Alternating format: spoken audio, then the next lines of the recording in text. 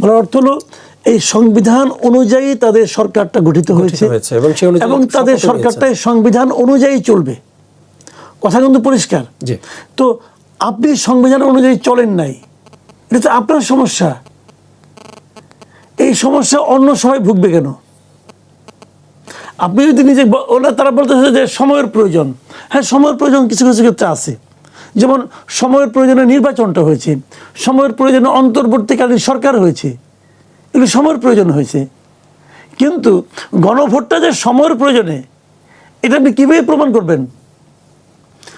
সংবিধানে অন্তর্বর্তীকালীন সরকার নাই মানলাম, সংবিধানে তো নির্বাচন আছে, তো ওই সময় দেশেগুলো সরকার নাই, তাহলে নির্বাচনটা যখন হবে তখন একটা দেশের সরকার লাগবে না? ওটা সময়ের প্রয়োজন হয়েছে। কিন্তু গণভোট যেটা হয়েছে এটা যে সময়ের প্রয়োজন, আপনি প্রমাণ করেন, তবে আমরা এটা প্রমাণ করে বুঝান। কারণ গণভোটের যে ফরম্যাট, গণভোটের নিয়মটা কি? গণভোট কি এভাবে হয় যে আগে আপনি গণভোট করে একটা সিদ্ধান্ত সংসদের উপরে চাপাই দেবেন? এটা হয় না। গণভোটের নিয়ম হলো যে আগে একটা সিদ্ধান্ত গৃহীত হয়, সেই সিদ্ধান্তটা ঠিক হলো কি হলো না এটা জানার জন্য তারা বৃহত্তর জনগোষ্ঠীর কাছে যায়। তো গণভোটটা পাইলেন কই? আর গণভোটটা যেটা করছেন সেটাও তো লজিক্যাল না যে আপনি এতগুলি প্রশ্ন, এখানে 4টা প্রশ্ন করছেন, 4টার মধ্যে আপনার প্রশ্ন আছে 10-12টা, এতগুলি প্রশ্ন আপনার হা অথবা না দিয়ে করতেছেন, এটা কোনো গণভোটের ফরম্যাট হতে পারে? ভাইরে, এটা হলো গিয়া আলিরিয়া সাহেবের একটা ওনার উর্বর মস্তিষ্ক থেকে বাইরেছে, এক আজব জিনিস। আর সেটাকে ইউনূস সাহেব লালন পালন করছে। এই তো হয়েছে, দেশটাকে তো সারখার করে দিয়ে গেছে এই লোকগুলো। বিদেশ থেকে কিছু লোক আসছে, এখানে এই দেশে আসছিল। আগে হয়তো কি আমাদের এখানে লুটপাট, আওয়ামী লীগ আমরা দেখছি এখানে লুটপাট করে বিদেশ চলে যেত। আর তত্ত্বাবধায়ক সরকার আমরা দেখলাম লুটপাট করার জন্য বিদেশ থেকে লোক আমদানি করছে, আমদানি করে এখানে আমাদের অর্থনৈতিকভাবে লুটপাট করছে, আমাদের মনস্তাত্ত্বিকভাবে, আমাদের নৈতিকভাবে আমাদের ক্ষতিগ্রস্ত করে দিয়ে আবার তার ওরাল দেয় বিদেশ গেছে। তো কি হয়েছে রে ভাই এগুলি? এদের এসব তো নাপতালে আমাদের সহ্য করতে হবে। কিন্তু অনেকে তো বলছিলেন অন্তর্বর্তী সরকার আরো 4 বছর 5 বছর থাকুক, অথবা থাকে নাই কেন? থাকার ইচ্ছা 16 মধ্যে 18 আসিল, মাইনের ভয়ে পলাইছে। আর কটা দিন থাকলে পরে পাবলিক এমন খেপতো যাইতো কই? এই কারণে কি তিনি নিজেকে অতি গুরুত্বপূর্ণ দাবি করে 1 বছর এটা তো আগেই তো ছিল ভাই, আগে তো একটা প্রজ্ঞাপন ছিল, জারি করাইছিল যে 4 জন লোক ক্ষমতা হস্তান্তরের পর তার কার্যকাল মানে শেষ হওয়ার পরে 4 জন লোক 3 মাস তারা এসএসএ পাইতো। সেই 4 জনকে রাষ্ট্রপতি, প্রধানমন্ত্রী। আর এটা আইনটা হয়েছিল 2006 সালে। 2006 সালে তো তত্ত্বাবধায়ক সরকার ছিল, তো তত্ত্বাবধায়ক সরকারের যিনি প্রধান উপদেষ্টা তিনি, এবং যেই দিন তত্ত্বাবধায়ক সরকার দায়িত্ব নেবে সেই দিন থেকে পরবর্তী 3 মাস বিরোধী দলীয় নেতা এই 4 জন লোককে ভিআইপি প্রটোকল দেওয়া হবে 3 মাস। এটা নিয়ম ছিল আগে।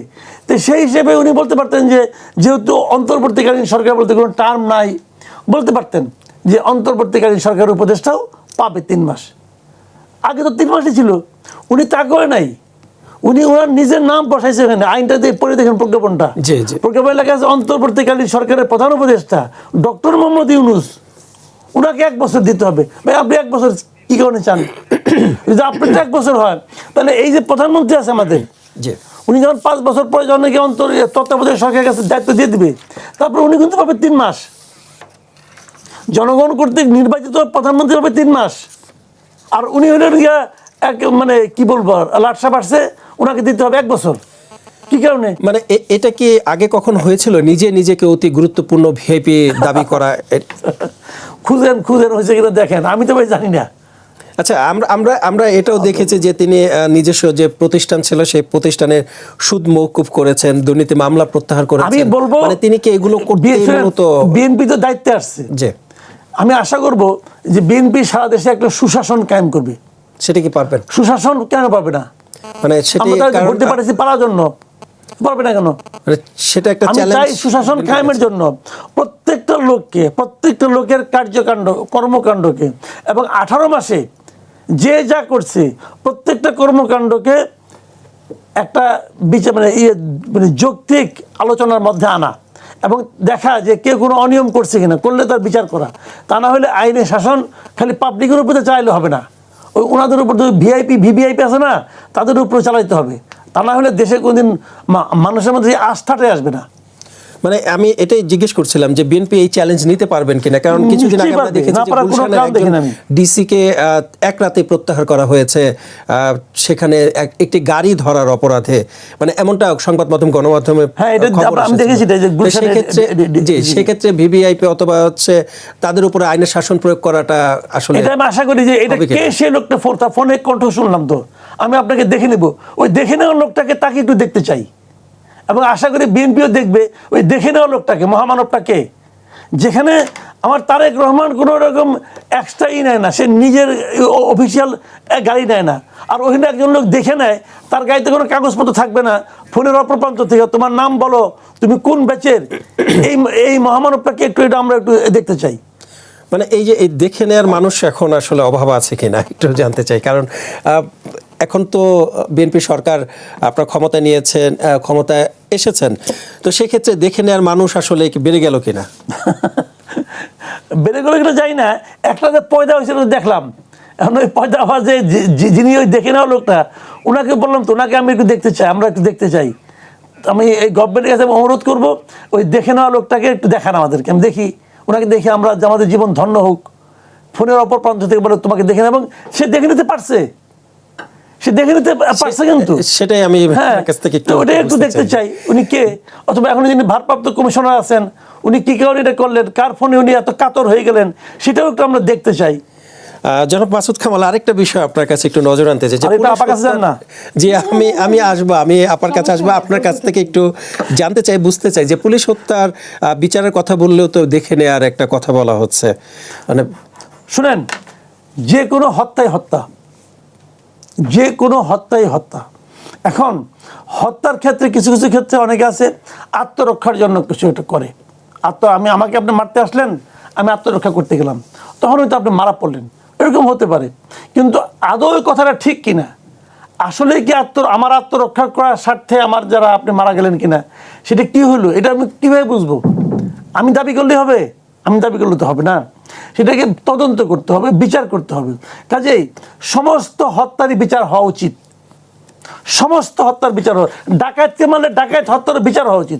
বিচার হওয়া মানে এইটা না তাকে ফাঁসি দিয়ে দিবেন, বিচারে আপনি বলবেন, যদি ওই আন্দোলনের জন্য, গণ অভ্যুত্থানের জন্য, হাসিনার পতনের জন্য যদি কোনো পুলিশকে হত্যা করাটা প্রয়োজনীয় হয়ে থাকে, তাহলে আদালত বলবে যে ওই হত্যাটা আমার এই জন্য প্রয়োজন ছিল, শেষ হয়ে গেল, আমার তো কোনো আপত্তি নাই।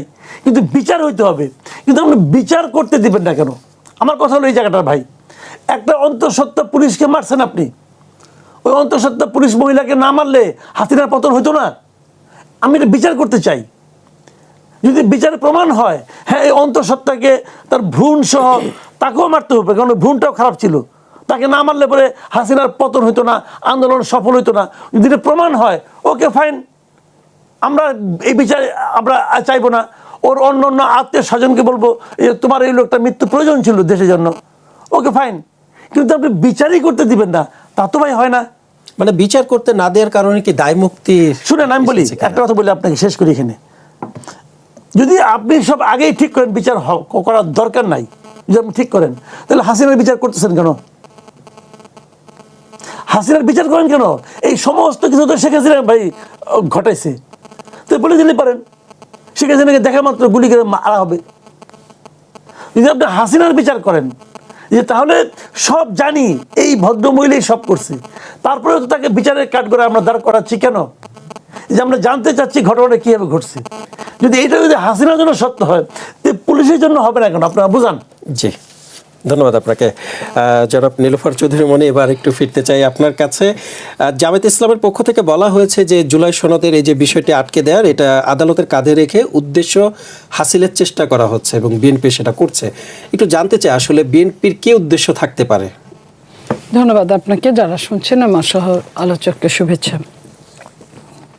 দেখেন, বিএনপি এই কথাগুলো যখন সংস্কার চলে, মাসুদ কামাল সাহেব অনেকগুলো কথা বলেছেন সেই কথার যদি ধারাবাহিকতায় বলি, যখন চলে সংস্কার, এই যাদের মাথা থেকে এত দামি দামি কাহিনীগুলো বের হয়েছে, তখনই কিন্তু বিএনপি বলেছে যে এটার দরকার নাই, এটা দিয়ে কিছুই হবে না, এই গণভোট হলেও যা না হলেও তাই। যে গণভোটটাকে আপনার সংসদের জন্য অপেক্ষা করতে হবে, সংসদের হা জয়যুক্ত হয়েছে অথবা না জয়যুক্ত হয়েছে জন্য ফাইনালি অপেক্ষা করতে হবে, সেই রায়ের কি কোনো দরকার আছে? এটা সময় নষ্ট করেছে, এটা অর্থ নষ্ট করেছে, এটা রাষ্ট্রের বিভিন্ন সমস্যাগুলো সৃষ্টি করেছে।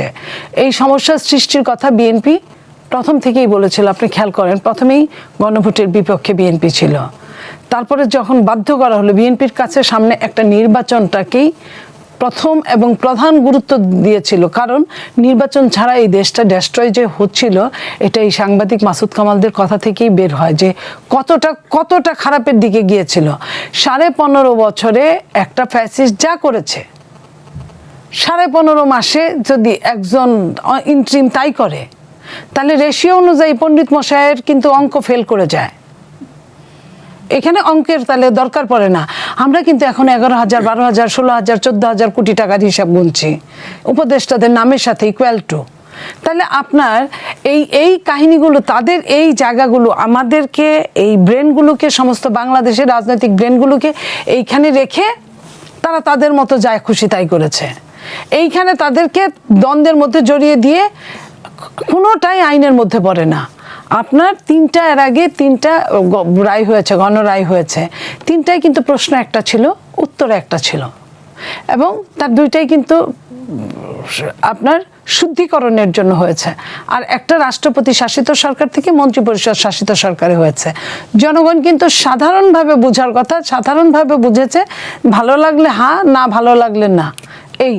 আর এইবার কি করেছে 4টা, এবং তার আগে কি হয়েছে, যে জুলাই সনদ বলা হয়েছে, দেখেন কত জালিয়াতি এখানে। যারা জুলাই সনদ বানালো, যাদের ভ্রূণ চাইল জুলাই সনদ, তারা কিন্তু সিগনেচার করলো না, বিএনপিকে দিয়ে একরকম জোর করে সিগনেচার করানো।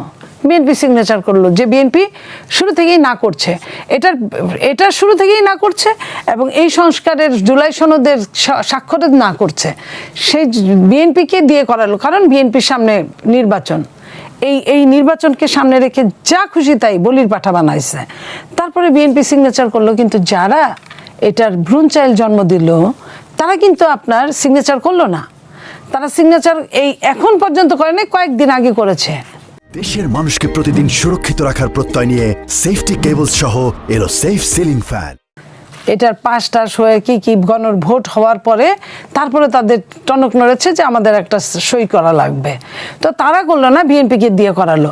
এবং বিএনপি যখন বললো যে আমি যেখানে সই করেছিলাম এই পেপার সেই পেপার না, সরকার যেটা ঘোষণা দিল, ডক্টর ইউনূসের মুখ দিয়ে ঘোষণা দিলেন উনি কত বড় ভালো মানুষ। আপনি দেখেন যে উনি একটা জালিয়াতি জিনিস, কেচ্ছা কাহিনী ঘোষণা দিলেন, যেটাই সিগনেচার করা হয়েছিল সেটাই দিলেন না, ওইটার কোনো সুরাহা করলেন না। কারণ কিভাবে করবে, কর্তা যাহা করে তাহাই কর্ম।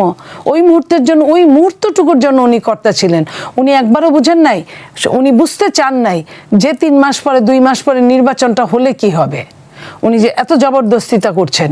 বিএনপি যখন বললেন যে আমরা এটার মধ্যে সিগনেচার করতে পারি না, কারণ এটাই আমরা আগে সই করি নাই, এটা আরেকটা বানানো, আমাদের নোট অফ ডিসেন্টগুলো কোথায় গেল, তারা কিন্তু কোনো উত্তর দিলেন না। এবং সব নোট অফ ডিসেন্টকে আউট করে দিয়ে তারা তাদের মতো করে ওই যে 48টার মধ্যে 12-14টা কি দিয়ে তারা 4টা প্রশ্ন করলেন, যে 4টা প্রশ্ন কারোরই, কোনো ধর্ম বর্ণ কারোরই 4টা প্রশ্ন একযোগে মানা সম্ভব না। আপনার যদি 2টা ভালো লাগে, আপনার বাম হলে আমার 2টা খারাপ লাগবে, আপনার 2টা খারাপ লাগবে। আমার যদি 3টা ভালো লাগে, আমার একটা খারাপ লাগবে। আমি যদি ডান হই বা আমি যদি মধ্যপন্থা হই, তাহলে এই জিনিসগুলা করলেন তারা জবরদস্তি করে। বিএনপির যখন নির্বাচনী চিফ কোঅর্ডিনেটর নজরুল ইসলাম খান সাহেব যখন বললেন যে ঠিক আছে হাতে ভোট দিবেন, এর আগে তো তারা বললেন বিএনপি নাতে দিবে। দেখেন ভোটটা আমি, আপনি অপশন বাই করছেন 2টা, আমি যে কোনো জায়গায় দিতেই পারি, আমি হাতে দিতে পারি অথবা নাতে দিতে পারি, এইখানে তো আপনার বলার কিছু নাই। অথচ আপনি কিনা 140 কোটি টাকা না 44 কোটি টাকা দিয়ে আপনি অ্যাডভার্টাইজমেন্ট করাইলেন 6 দিনে আপনি হাতে ভোট দেওয়ার জন্য। এটা তো আপনি পারেন না, কারণ আপনি অপশন 2টা দিচ্ছেন, আপনি কিভাবে একটার পক্ষে যান? আপনি তো সরকার। আচ্ছা যাই হোক, আপনি করলেন, আপনি বিএনপিকে নজরুল ইসলাম খান সাহেবকে দিয়ে বলাইতে বাধ্য করলেন। উনি বললেন যে হ্যাঁ বিএনপি তো হাবুত দিবে। আমরা দেখেছি, তারপরে গণমাধ্যমে দেখেছি যে তারপরেও BNP ওটাকে গুরুত্ব দিলেন না, ভোটের তারপরেও পক্ষে প্রচারণা আজে বাজে কথা চালিয়েছে। বলতে থাকলেন, এমন আজে বাজে কথা বলতে থাকলেন যে এটা না করলে মহাভারত সব মহাবাংলাদেশ সব অশুদ্ধ হয়ে যাবে, সেই অশুদ্ধতার মধ্যে আমরা সব ডুবে যাব। জি, জনাব নীলুফার চৌধুরী মনি, একটু আপনার কাছে আমি এইটুক শেষ করি। তারপরে কি করলেন, তারপরে মহাসচিব বললেন বিএনপির, সেটাও তারা মানলেন না। শেষ পর্যন্ত যখন তারেক রহমান সাহেব বিএনপির চেয়ারম্যান উনি বললেন, তখন ওনারা বললেন যে ভয় পায় বলছে। আপনি ব্যাপারটা বুঝেন, বলার পরে উনি একটা নির্বাচনী প্রচারণায় বলার পরে বললেন ভয় পায় বলছে। তা আপনারা তো কম করেন নাই এক একজনে। এখন যে কথাটা, যেটাই সত্যি কথা, যে সংবিধানের বাইরে, সংবিধান চেঞ্জ হয় নাই, আগের সংবিধানই বহাল আছে, সে আগের সংবিধানের বাইরে কারো কিছু করার বিএনপি আজীবনের জন্য তো ক্ষমতায় না, কখন থাকবে না তার নিশ্চয়তা নাই। তাহলে বিএনপির কোন সাহস আছে যে সংবিধানের বাইরে কাজ করবে? এই কথাটাই বিএনপি এতদিন যাবৎ বলছিল, এর আগে থেকে বলছিল। যখন সংস্কারপন্থীরা বিদেশ থেকে ইম্পোর্ট করা মালরা যখন বলা শুরু করলো, করা শুরু করলো, তখন বিএনপি বললো যে এটা তো হয় না এইভাবে। কিন্তু এই কথাটার সালাউদ্দিন সাহেবের কথা কেউ কানে তুললেন না। এখন আপনার মনে করেন বিএনপি তো সংবিধানের ভেতরে যেটুক তাই বলবে। ওই আপনার গণভোট, ওটা গণভোটই হয় নাই, কারণ এই গণভোট এখন সংবিধানে নাই। গণভোটকে আনতে গেলে সংবিধানের বাইরে আরেকটা গণভোট করতে হবে, যে এই গণভোটটা আনা যাবে কি যাবে না। জি, আমরা দেখেছি যে নির্বাচনী প্রচারণায় বিএনপি গণভোটে হার পক্ষে প্রচারণা চালিয়েছেন, তাহলে তারা কেন অভিযোগ করছে যে বিএনপিটা আটকে দিতে চাচ্ছে? বিএনপি তো বললাম তো, বিএনপি তো সর্বোচ্চ ক্ষমতার অধিকারী না, সর্বোচ্চ ক্ষমতার অধিকারী জনগণ, এবং সর্বোচ্চ ক্ষমতার অধিকারীর যে দলিলটা হলো গিয়া সংবিধান। সংবিধানের বাইরে বিএনপির যাওয়ার কোনো সাধ্য নাই। এটা তারা যত রকমের কথাই বলুক না কেন, বিএনপি অনেকদিন এই রাষ্ট্র পরিচালনা করেছেন। বিএনপি এত বড় দৌরাত্ম্য বিএনপি করবে না, কখনোই না, কারো প্ররোচনাই করবে না। এখন তারা যা ইচ্ছা তাই করুক। তাকে সাহস কত বড় যে তারা 180 দিন আপনার ধার্য করে দেয়, যে এর মধ্যে যদি না হয় তাহলে অটো পাস হয়ে যাবে, দেখি হোক, যদি না করে দেখি হোক কিভাবে হয়। জি, আমি আসবো আপনার কাছে আরও একবার। জনাব মাসুদ কামাল, একটু ফিরতে চাই আপনার কাছে। এই যে জুলাই সনদ, গণভোট এবং সংবিধান সংস্কার পরিষদ, এ নিয়ে যখন প্রশ্ন তোলা হচ্ছে, তাহলে এমন পরিস্থিতিতে নির্বাচন নিয়েও কি প্রশ্ন উঠতে পারে কিনা? এটার সঙ্গে নির্বাচনের সম্পর্কটা কেটে বলতাম না আমি। নির্বাচনটা তো আপনার সংবিধানের একটা পার্ট, আমি তো আগের বার ব্যাখ্যা করছি কিন্তু আপনাকে। না, হ্যাঁ, নির্বাচন তো সংবিধানের একটা পার্ট, ঠিক কিনা? আচ্ছা ফাইন। তো এখন গণভোট কি সংবিধানের পার্ট না? তাহলে এখন নির্বাচনের ক্ষেত্রে আপনার আপত্তিটা কোথায়? যে নির্বাচনে যখন চলছে ওই সময় আপনার দায়িত্বে ছিল একটা অন্তর্বর্তীকালীন সরকার, তো অন্তর্বর্তীকালীন সরকার তো সংবিধানে নাই। এটি তো একটা প্রশ্ন। এছাড়া তো নির্বাচনে আপত্তি করা আর কিছু নাই। তো এখন যদি অন্তর্বর্তীকালীন সরকার না থাকতো, তো ওই সময় কে থাকতো? আপনার কাছে কোনো বিকল্প চয়েস ছিল না তো। হাসিনা চলে যাওয়ার পরে এই সরকারকে বসানো হয়েছিল, এবং এই সরকার বসেই বলছে যে আমি একটা সাংবিধানিক সরকার। সে যদি বলতো আমি সংবিধান বহির্ভূত গভর্নমেন্ট, তাহলে আমার কোনো আপত্তি আছিল না। সে তো বলছে আমি একটা সাংবিধানিক সরকার, বলছে তো রে ভাই। তখন বলে যখন ফেলাইছে, তখন তারা এটা প্রমাণও তার পেছনে জোগাড় করছে। সেই প্রমাণ জাস্টিফাইড কিনা, সেই প্রমাণ কেমন করে করছে, ওই আলোচনা আমি যাচ্ছি না। তারা হাইকোর্ট থেকে 106 নম্বর সংবিধান 106 অনুযায়ী দেখেন, এই যে 106 বলে না, যে 106-এর ওই আমরা এই যে 106টা পাইলেন কই, ওটাও তো সংবিধানের অংশ। যে তো ওটাও তো সংবিধান থেকে নিছেন। তাহলে আপনি আপনার সুবিধা মতো সংবিধান মানবেন আর সুবিধা মতো মানবেন না, তাহলে তবে হলো না। রাষ্ট্রপতির কাছে শপথ না, হ্যাঁ, হয় মানবেন নাহলে মানবেন না। যে কোনো একটা, এই যে কোরআনে আছে, বুঝছেন, কোরআনের কথা বলি শুনি। কোরআন আপনি হয় মানবেন, কোরআন মানে তাহলে আপনি হলো ইমানদার, মুমিন। আর যদি না মানেন তাহলে কাফের। কিন্তু আপনি কিছু মানবেন আপনার সুবিধা অনুযায়ী, আর কিছু মানবেন না, তাহলে আপনি মুনাফেক। বা এটাকে সোজা কথা, মুনাফেক হলো সবচেয়ে খারাপ। মুনাফেক কাফের চেয়েও খারাপ। যে জামাতের পক্ষ থেকে বলা হচ্ছে গণভোট বাতিল হলে নির্বাচনও বাতিল কেন নয়, এমন প্রশ্ন কিন্তু তারা তুলছেন। প্রশ্ন করতে থাক, একসময় দেখবেন যে তারা যে সংসদে বসছে। যে আগামী বলছে না, আমি একটা উদাহরণ দিয়ে বলি, বলছে না যে বিএনপি বলছে যে আপনাদের, আমরা তো আপনার ডেপুটি স্পিকার জামাত থেকে করতে চাই, আপনারা একটা নাম দেন, বলছে না? তারা কি বলছে যে যদি সংবিধান সংস্কার পরিষদ না হয়, যদি জুলাই সনদ বাস্তবায়ন না হয়, তাহলে আমরা ডেপুটি স্পিকার দিব না বলছে তো, আপনি লিখে রাখেন সংবিধান সংস্কার পরিষদের মিটিংয়ে বসবে না, কারণ বিএনপি তো শপথই নেয় নাই সংবিধান সংস্কারের মেম্বার হিসেবে। 212 জন তো সংবিধান সংস্কার, 212 জন না 13 জন, রুমিন ফারানাও তো নেয় নাই একজন স্বতন্ত্র সহ। তো এরা তো সংবিধানের সংস্কার পরিষদের মেম্বার হিসেবে শপথ নেয় নাই, তাহলে এরা বসবে কিভাবে? এরা তো বসবে না। তাহলে প্রথম অধিবেশনের ডেপুটি স্পিকার করতে হবে, নির্বাচন করতে হবে। কীভাবে? জামাত কি ডেপুটি স্পিকার দিবে না? দিবে। আচ্ছা, বলে রাখছি, আপনি লিখে রাখেন, ওরা এটা ওদের কথা বিএনপি মানবে না, তারপরেও তারা ডেপুটি স্পিকারের জন্য একজনকে মনোনয়ন দিবে। যে তারা এটা বলছে যে সংবিধান সংস্কার পরিষদের শপথ না নিলে সংসদে কথা বলার পরিবেশ থাকবে না, তখন কথা গড়াবে রাজপথে।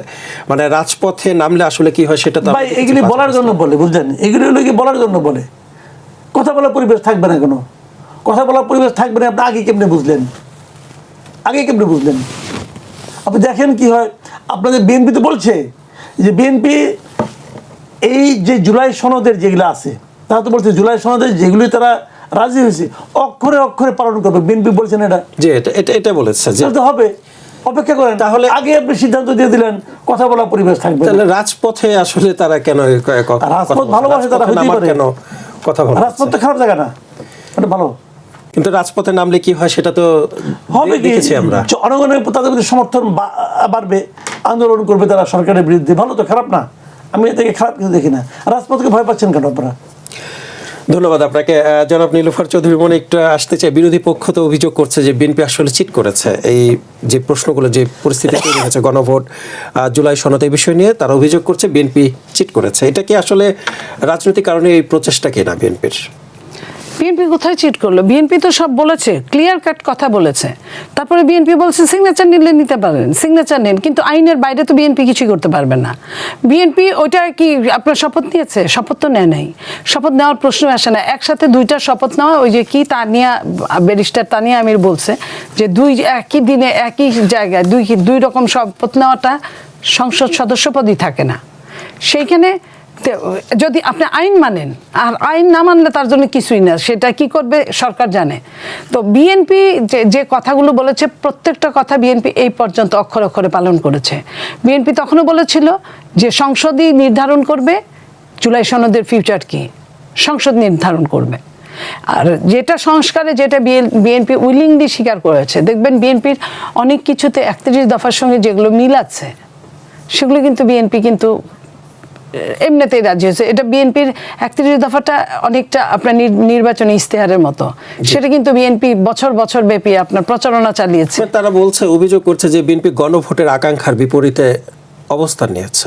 হ্যাঁ, এটা তো আগেও ছিল, গণভোটের আকাঙ্ক্ষার বিপরীতে। তারপরেও যখন বিএনপির কথা শুনে নাই, তখন বিএনপি চাইছে যে ঠিক আছে একদিনেই হোক, একটা পাতা ফেলা গেল তাদের গুয়ারতুমির জন্য, জেদের জন্য।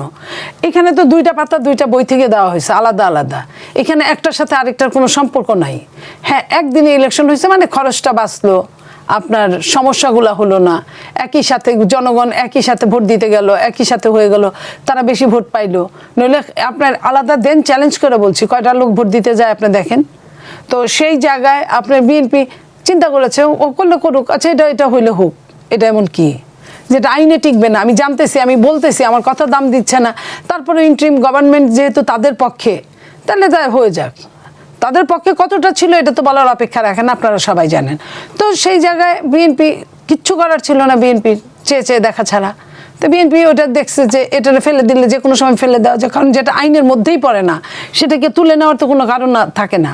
হ্যাঁ, এখন বলবেন যে তাহলে আপনারা ভোট দিয়েছেন বা দেন নাই। তো আমরা যে গেছে BNP yes no very good কিছুই বলে নাই।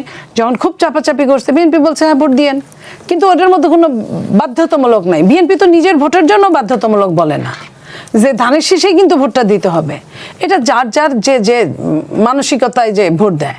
তো সেই জায়গায় বিএনপি তাকে কেন বলবো? তারপরেও তো বিএনপি বলছে যে ঠিক আছে ভোট দিয়েন। তো এরপরে আর কি বলতে বলে? কিন্তু আইন যদি না মানে, আইনের মধ্যে যদি এটা না থাকে, তাহলে আপনার কিভাবে বিএনপি নিবে? এটা বিএনপির দ্বারা সম্ভব না। একমাত্র সম্ভব সবাই যদি সংখ্যাগরিষ্ঠ যদি বলে 2/3 মেজরিটি যে হা জয়যুক্ত হয়েছে। তো বিএনপির তো খায়া দেয়া কাম নাই, কেন বিএনপি এই কামটা করতে যাবে? বাংলাদেশের কত কাজ আছে, দেশ প্রায় দেউলিয়া, টাকা টুকা কিচ্ছু নাই, অর্থনৈতিক দুরবস্থা, স্বচ্ছতার দুরবস্থা, শিক্ষার দুরবস্থা, স্বাস্থ্যের দুরবস্থা, আপনার সব কিছু ডিজাস্টারের দুরবস্থা, এর মধ্যে নতুন ডিজাস্টার শুরু হয়েছে একটা যুদ্ধ। জি, এই যুদ্ধের দুরবস্থা আপনার আগামী মাসে কিভাবে রেমিটেন্স আসবে সেটা আমরা বুঝি না। তাদের এইসব নিয়ে মাথা ব্যথা করার মতো বিএনপির এই মুহূর্তে আমার মনে হয় না সময় আছে। এই যে আপনি যেটা বলছিলেন যে যে নানা দুরবস্থা, অর্থনৈতিক চ্যালেঞ্জের কথাও আমরা দেখছি, অর্থনৈতিক চ্যালেঞ্জের দিকটাও আমরা দেখছি। এর মধ্যে আবার দেখছি যে পুলিশের পোশাক পরিবর্তনের জন্য আবার কথা উঠছে বা পরিবর্তনের সিদ্ধান্ত নেওয়া হচ্ছে। সেক্ষেত্রে যে এত টাকা খরচ করে পুলিশের এত টাকা কেন খরচ করলো, এটারই তো জবাব দিতে দরকার। এটারই জবাব দিতে একটা ইন্টারিম গভর্নমেন্ট পারে না এই কাজ করতে। তার কেন এত ভিতরের যা কিছু আছে, হৃদয়টা, হার্টটা, যেখানে বিবেকটা, সেটার পরিবর্তন করলেন না, আপনি মাইন্ডসেটের পরিবর্তন করবেন না। আপনি পোশাক পরিবর্তন করে সেই পোশাক কি বানাইছেন, এমন একটা পোশাক বানাইছেন আপনার রাস্তার মধ্যে চেনা যায় না। আর্মিদের চেনা না যাওয়ার কারণ আছে, তারা দেশকে রক্ষা করে। দেশের জায়গায় থেকে গাছের মধ্যে ঢুকে গেলে গাছের মতো যেন দেখা যায়, বোঝা না যায়, সেটা ঠিক আছে।